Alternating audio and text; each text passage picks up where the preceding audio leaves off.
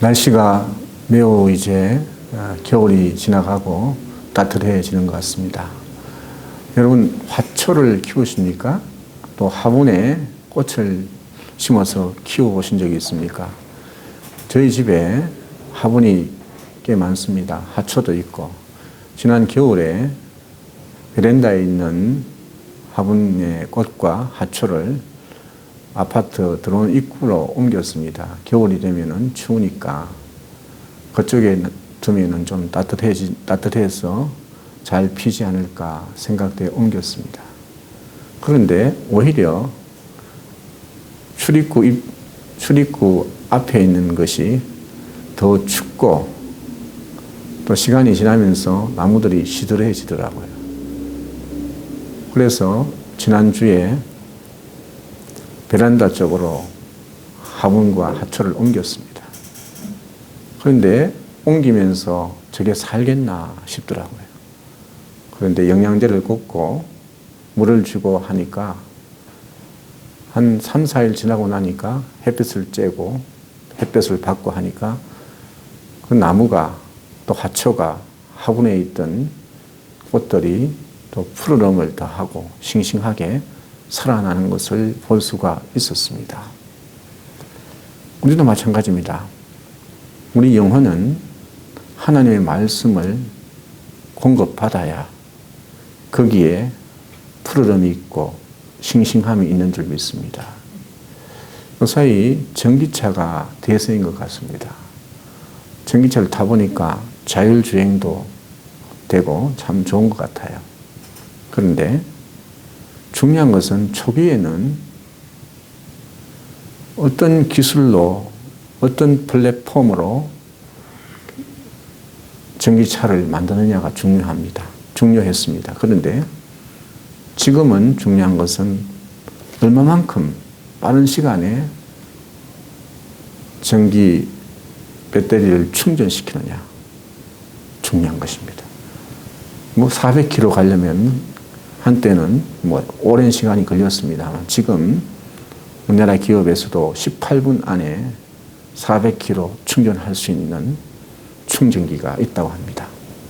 우리도 마찬가지입니다. 이 시대를 살아가면서 우리는 하나님 말씀으로 늘 충전받아야 될 줄 믿습니다. 그 말씀을 충전을 받고 살아가는 것이 우리 믿음의 사람인 줄로 믿습니다. 오늘 나의 믿음 없는 것을 도와주옵소서 하는 말씀을 통해서 은혜를 나누고자 하는데, 시계를 차고 수영을 하는 사람이 있었습니다. 옆에 지켜보고 있던 사람이 물이 들어가면 어쩌냐고 했더니 그 사람이 천연덕스럽게 시계의 뒷면을 보이면서 방수 이렇게 씌어 있지 않느냐 이야기를 하더랍니다. 방수라고 서인 것을 그대로 믿을 수 있는 믿음, 그 깨끗한 믿음이 참으로 부럽습니다. 사랑하는 성도 여러분, 믿음은 단순한 삶입니다. 영성은 단순한 삶입니다. 프랑스 개혁교회 목회자 샤를 와그너라는 목사님이 오래전 단순한 삶이라는 책을 썼습니다. 이 와그너 목사님이 자신의 책에서 단순한 삶이 그리스도인의 유일한 삶의 방식이라고 이야기했습니다. 그는 아내와 함께 프랑스의 파리의 파스티뉴 작은 아파트에서 소박하게 살면서 생각과 말과 인간관계, 교육, 라이프 스타일을 어떻게 단순하게 살 수 있는지를 조언해 줍니다. 이 책이 꽤 오래되었습니다. 1895년에 쓰여졌습니다. 한 126년이 지났죠. 그런데도 이 책이 절판되지 않고 지금도 우리가 많이 읽고 또 많이 읽혀지고 있는 책입니다. 요즘 방송국마다 여러 가지 프로그램 중에서 심플 라이프, 미니멀리즘, 신박한 정리 들이 많이 방영되고 있습니다. 거기는 어떻게 하면 심플하게 사느냐, 기술과 방법에 초점을 맞추고 있지만 이 책에서는 단순함은 태도의 문제이지 마음가짐의 문제라고 생각합니다. 단순한 삶이란 우리의 삶이 부수적인 것들에 의해서 휘둘릴 때 관심을 두어야 할 것이 무엇인지 집중하며 거기에 머무르는 것입니다. 단순함이란 본질에 충실하는 것입니다. 온갖 미디어와 헛된 소문과 가짜 뉴스가 이 세상 속에서 들려올 때 거기에 휘둘려 가지고 환경에 지배를 당하는 삶을 살 것인가, 아니면 아고나 목사님처럼 단순한 기쁨은 서로 오랜 친구라고 말했습니다. 우리의 삶이 단순할수록 내면의 기쁨이 충만해지는 것입니다. 저와 여러분의 믿음이 또 믿음의 길을 따라간다면은 모든 무거운 것과 얽매이기 쉬운 것을 다 벗어버리고 단순한 믿음으로 주님을 바라보며 살아갈 때 여기에 능력과 은혜가 있는 줄 믿습니다. 오늘 본 말씀은 마가복음 9장에도 나오고 마태복음 17장에도 똑같은 내용이 나옵니다.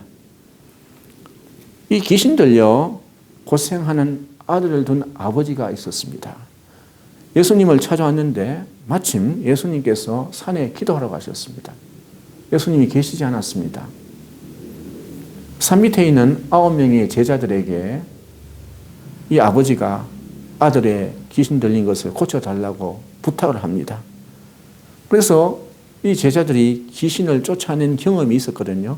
마가복음 6장에 보면 나옵니다. 자신감이 있었던 모양입니다. 귀신을 내어 쫓으려고 애를 썼습니다. 한 사람이 가서 안수 기도했는지는 모르고 또 전체가 이 귀신을 쫓아내려고 했는지는 알 수가 없습니다. 그런데 아무리 기도하고 귀신을 쫓아내려고 해도 모두 다 실패했습니다. 이 사실에 낙심에 빠져있던 그 시간에 예수님이 산에서 내려옵니다. 그때 아이의 아버지가 자초지종을 이야기하면서 당신들의 제자들이 나의 아들 귀신 들린 병을 고치지 못했습니다. 그렇게 이야기하고 당신은 예수님이니까 스승이니까 제자들보다 낫지 않겠습니까 하는 마음으로 이렇게 부탁을 합니다. 무엇을 하실 수 있으면 불쌍히 여기시고 도와달라. 그러니까 부탁을 하지만 반신반의하는 부탁입니다. 그때 예수님께서 할 수 있으면 무슨 말이냐? 이 무슨 말이냐? 믿는 사람들에게는 모든 일이 가능하다. 흐릿하게 이야기하는 그 아버지에게 할 수 있으면 무슨 말이냐? 믿는 사람에게는 모든 일이 가능하다. 그랬더니 이 아버지의 태도가 돌연변화해서 내가 믿습니다. 오늘 본 말씀 보니까 믿음이 없는 나를 도와주십시오. 믿습니다.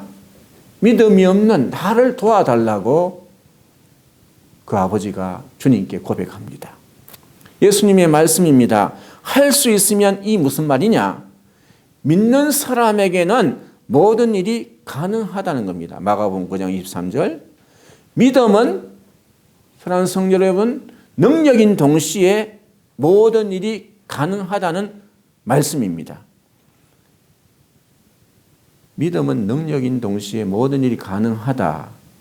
이 똑같이 쓰인 말씀이 있습니다. 마가복음 8장 13절에 보면 너희 믿음대로 될지어다. 내 믿음대로 될지어다. 이런 말씀이 있습니다. 백부장이 하인이 있는데 하인이 몸이 좋지 않았던 모양이에요. 아팠던 모양이에요.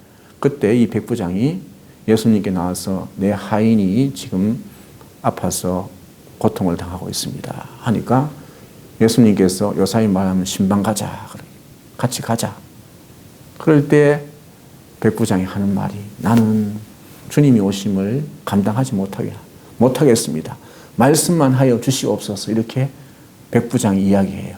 그럴 때 우리 주님께서 마태복음 8장 13절에 내 믿음대로 될지어다.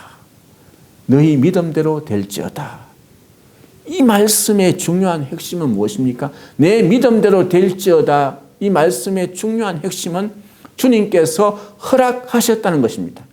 내가 믿는 만큼 될 것이라고 주님께서 이미 허락되었다는 것입니다.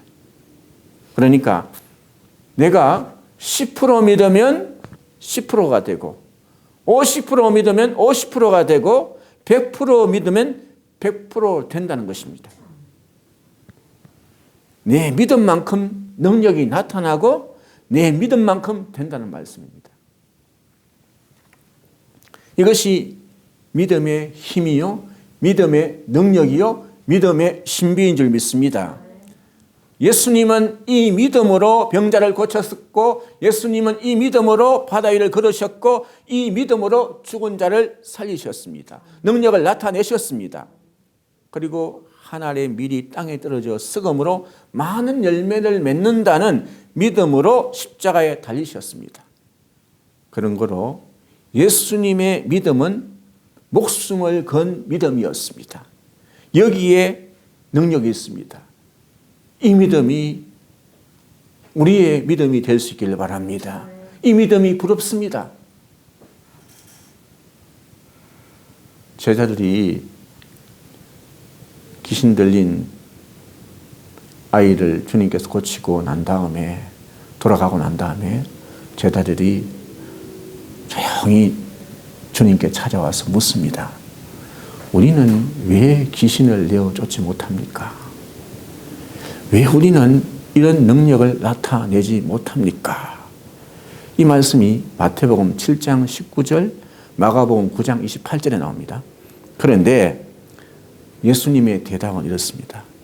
마태복음 9장 17장 19절 말씀에 보면 너희 믿음이 적기 때문이다. 너희에게 겨자씨 한 알만한 믿음이라도 있으면 이 산들어 옮겨서 여기에서 저기로 옮겨가라 하면 그대로 될 것이다. 이렇게 이야기해요. 너희가 못할 일이 없을 것이다. 제자들이 묻는 대답에 예수님의 묻는 질문에 예수님에 대한 예수님의 대답입니다. 똑같은 사건을 두고 마가복음은 이렇게 주님이 대답하십니다. 기도로 쫓아내지 않고는 어떤 수로도 쫓아낼 수 없다. 9장 29절 보니까 기도 외에는 이런 유가 나갈 수 없다고 이야기합니다. 사랑하는 성도 여러분, 우리가 능력을 행하기 위해서는 믿음이 필요합니다. 그렇지 않습니까? 믿음이 있어야 능력을 행사할 수 있는 거지요. 그런데 이 믿음은 어디서 오는 것입니까? 능력을 행사할 수 있는 믿음, 근세 있는 생을 살 수 있는 이 믿음은 어디서 오는 것입니까? 예수님께서 말씀하십니다. 기도 외에는 이런 유가 나갈 수 없느니라. 기도하지 아니하는 사람이 어떻게 믿음을 얻을 수 있겠느냐? 믿음이 없는 사람이 어떻게 이런 능력을 행사할 수 있겠느냐 하는 것입니다. 너희가 한때 귀신을 내어 쫓아 보냈다고 어석대기를 했지만 기도하지 않고는 이 믿음을 지켜나갈 수 없다는 것입니다. 믿음 없이는 능력을 행사할 수가 없다는 것입니다. 이 말씀을 정리해 보면 이런 겁니다. 기도하면 여러분 믿음을 얻는 줄 믿습니다. 그 믿음으로 능력을 행사하게 되는 줄 믿습니다. 그런 거로 사랑하는 성도 여러분, 여러분이 능력 있는 삶, 믿음의 삶을 살고 능력을 행사하고 싶다면, 근세 있는 신앙생활을 하고 싶다면 믿음을 가져야 합니다. 그런데 이 믿음은 기도함으로 얻어지는 것입니다.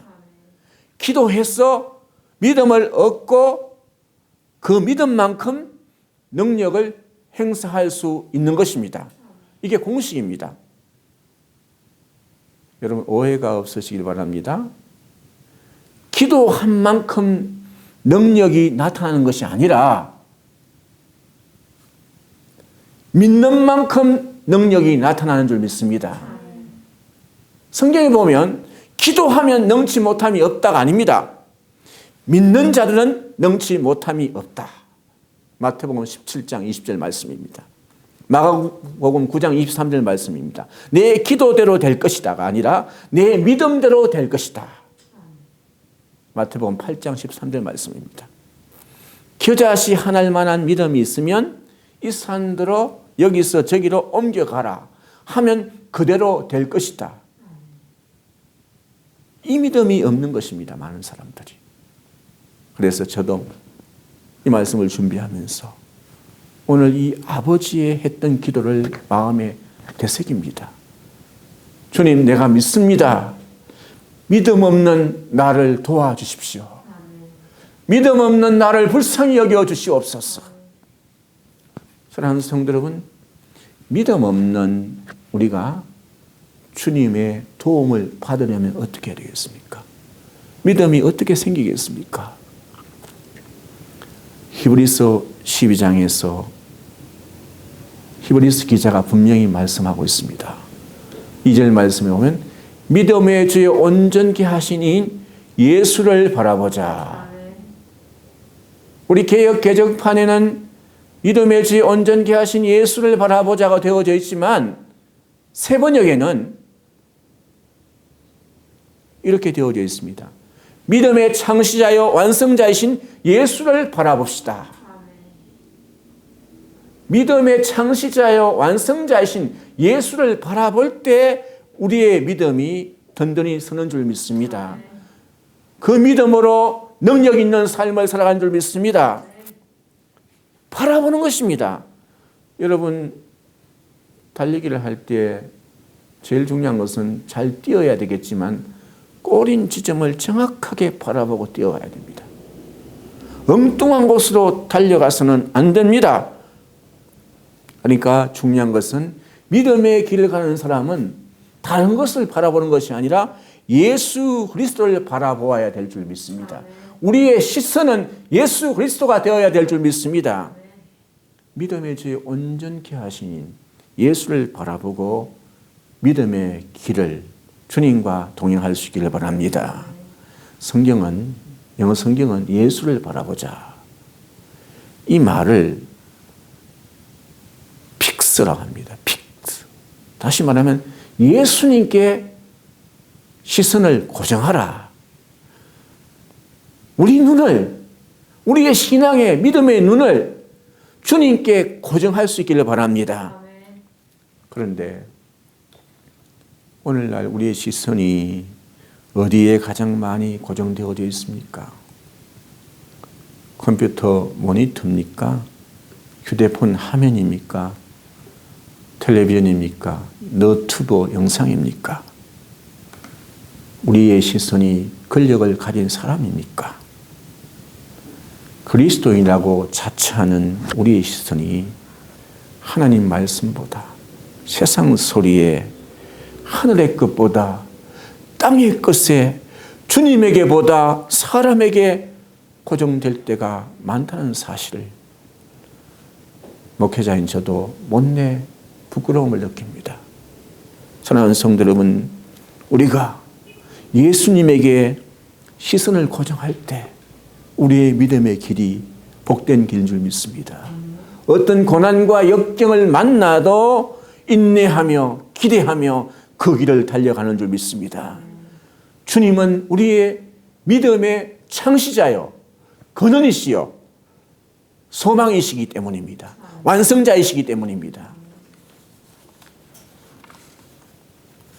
히브리서 12장의 후반절에 보면 예수님께서 기쁨 곧 우리의 구원을 위하여 십자가의 부끄러움까지 참으셨다는 사실을 생각한다면 우리가 인내하지 못할 이유가 없습니다. 주님의 십자가를 생각할 때에는 우리의 믿음의 경주를 달려가는 것을 결코 게을리할 수가 없습니다. 어렵다고 힘들다고 포기할 수가 없는 것입니다. 나를 위해 십자가까지 고난까지 참으신 그분을 생각한다면 우리는 피곤하여 낙심할 수가 없습니다. 주님을 생각할 때 우리는 피곤한 손과 연약한 무릎을 다시 일으켜 세우고 믿음의 한 길로 갈 수가 있는 것입니다. 오는 2월 17일부터 사순절이 시작됩니다. 죄의 수요일. 이 말은 뭐냐면 회개하는 기간이요.